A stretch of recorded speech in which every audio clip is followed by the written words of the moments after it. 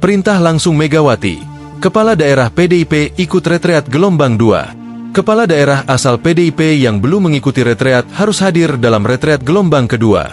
Perintah langsung turun dari Ketua Umum PDIP Megawati Soekarno Putri.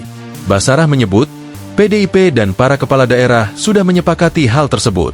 Ya benar, sudah ada kesepakatan kami bahwa kepala daerah dari PDIP yang belum ikut retreat angkatan pertama akan ikut pada angkatan kedua, ujar Ketua DPP PDIP Ahmad Basarah, Kamis, 3 April 2025. Basarah mengatakan, perintah untuk kepala daerah mengikuti retreat gelombang kedua datang langsung dari Presiden kelima Megawati Soekarno Putri.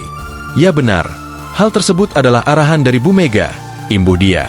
Sebelumnya, Wakil Menteri Dalam Negeri Bima Arya menyebut, sebanyak 25 kepala daerah akan mengikuti retreat gelombang kedua. Ada sekitar 49 kepala daerah yang belum mengikuti retreat pada gelombang pertama pada Februari akhir lalu di Akmil, Akademi Militer, Magelang. Kata Bima usai bersilaturahmi ke kediaman Jokowi di Kelurahan Sumber Kecamatan Banjarsari, Kota Solo, Kamis 3 April. Dia mengatakan, puluhan kepala daerah tersebut tak mengikuti retreat lantaran berbagai penyebab.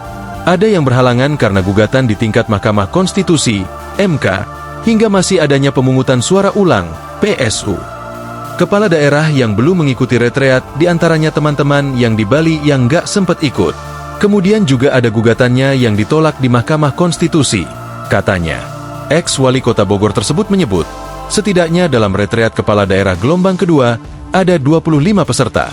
Dia menambahkan untuk lokasi bisa di Akmil Magelang di tempat lain dengan konsep lebih minimalis, kira-kira 25-30 kepala daerah. Retreat gelombang ketiga akan digelar setelah PSU di beberapa wilayah telah rampung nantinya, pungkasnya. Download Tribun X sekarang, menghadirkan lokal menjadi Indonesia.